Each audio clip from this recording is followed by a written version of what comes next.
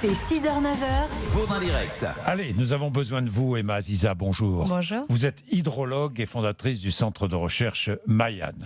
La métropole lilloise a appelé à ne plus mettre d'eau du robinet dans les biberons des nourrissons de moins de 6 mois. Pourquoi ? Eh bien, en raison de la présence possible de perchlorate. Et pourquoi trouve-t-on ces perchlorates ? Parce qu'on est allé forer. On est allé forer dans les nappes et très profond. La sécheresse, le manque d'eau. Emma Aziza, d'abord, les nappes phréatiques. Qu'est-ce qu'une nappe phréatique ? Alors une nappe phréatique, beaucoup de gens sont persuadés qu'en fait on a des sortes de poches d'eau qui sont situées sous terre. En fait, Oui. C'est beaucoup plus complexe que ça. Les nappes sont complètement différentes suivant toutes les régions que l'on peut avoir en France, puisqu'elles dépendent en fin de compte du substratum géologique. Donc, Le substratum géologique, c'est-à-dire ? C'est-à-dire finalement de ce qu'il y a sous nos pieds et de l'histoire géologique qui s'est fondée Donc sous nos ce pieds. n'est pas la nappe phréatique, ce n'est pas une poche d'eau, de Non. réserve d'eau, quoi. Effectivement, donc on a ce que l'on appelle des Un grands... château d'eau souterrain, c'est pas un château d'eau souterrain. Ça peut, parfois. Ça peut. Donc, Oui. on peut avoir des grands massifs calcaires qu'on appelle des karsts. Et donc, là, on va avoir des réserves d'eau souterraine. C'est un petit peu toutes les visites qu'on peut faire quand on se balade pour aller voir les stalactites, stalagmites. On est à l'intérieur d'une nappe. Oui. Quand on va dans les grottes, ça, c'est ce que l'on peut trouver au milieu souterrain. Ensuite, on a d'autres types de nappes. Ce sont aujourd'hui les plus fragiles et les plus soumises justement à la question de la sécheresse. C'est ce que l'on appelle les nappes alluviales. Ce sont des nappes, en fin de compte, qui sont constituées de sable, en Oui. général de sable assez récent, qui se sont positionnés au cours des derniers milliers d'années. Et donc, si vous voulez, qui contiennent de l'eau entre les grains. Et c'est cette eau-là qu'on va chercher à soutirer à Quand travers on fait des un forages. forage, c'est cette eau-là Exactement. qu'on va tirer.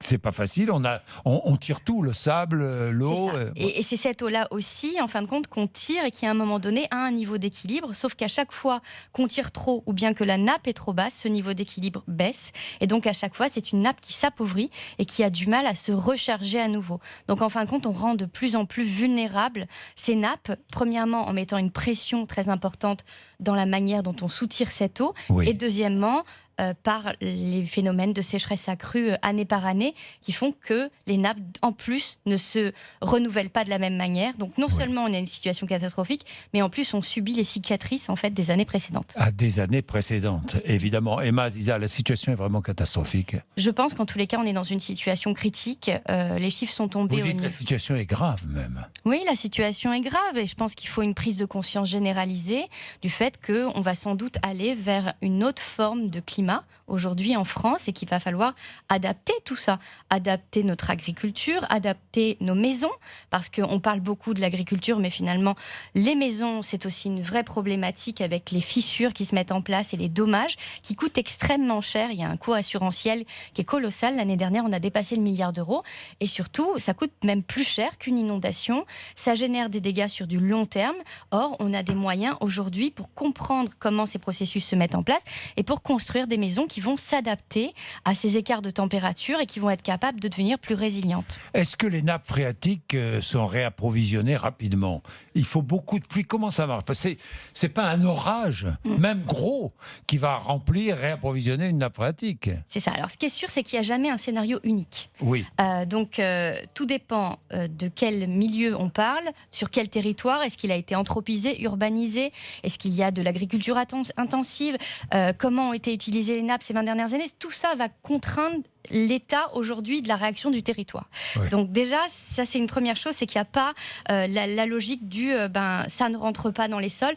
En général, ce qu'on peut dire, c'est que plus on va assécher les terres, plus il va y avoir des formes d'encroûtement de ces terres et l'eau ne va pas pénétrer dans les sols. Une eau qui ne pénètre pas, c'est une eau qui va ruisseler. Et en fait, tout ce ruissellement va être un phénomène aggravant puis Oui, qui va mais aller directement Aziza, face au risque comment inondation. faire ? Donc on passe d'un risque à un autre. Voilà, on passe d'un risque à un autre, du risque sécheresse au risque inondation. C'est ça. Mais Emma Aziza, comment faire pour que l'eau pénètre, justement ? Qu'est-ce qu'il faut faire ? Alors, on peut faire énormément de choses. Déjà, premièrement, les talus végétaux vont en général tenir les sols. Oui. Si on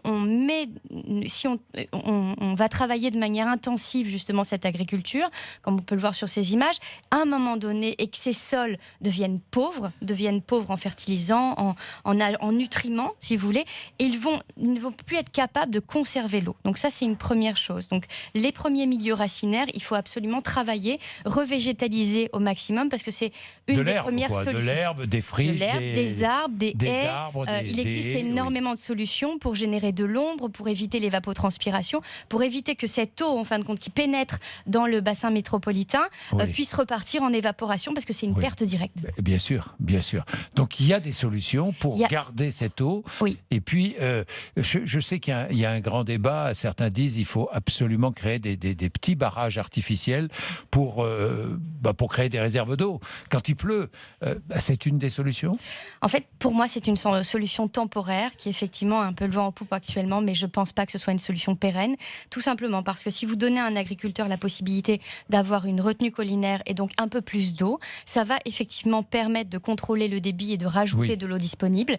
Mais on ne fait que reculer pour mieux sauter, puisque derrière, on va avoir l'impression qu'on ne va pas manquer. Donc on ne va pas se restreindre dans l'usage de l'eau. Je comprends. Donc si on est dans une forme intelligente de gestion de la ressource en eau, oui, ça peut être intéressant, à condition de mettre de la gestion derrière durable. Et malheureusement, ce n'est pas souvent le cas. Merci Emma Aziza. Merci. On avait besoin de savoir et de comprendre. Vous êtes hydrologue et fondatrice du centre de recherche Mayan. Merci d'être venue nous voir. 6h48, ça vous fait réagir?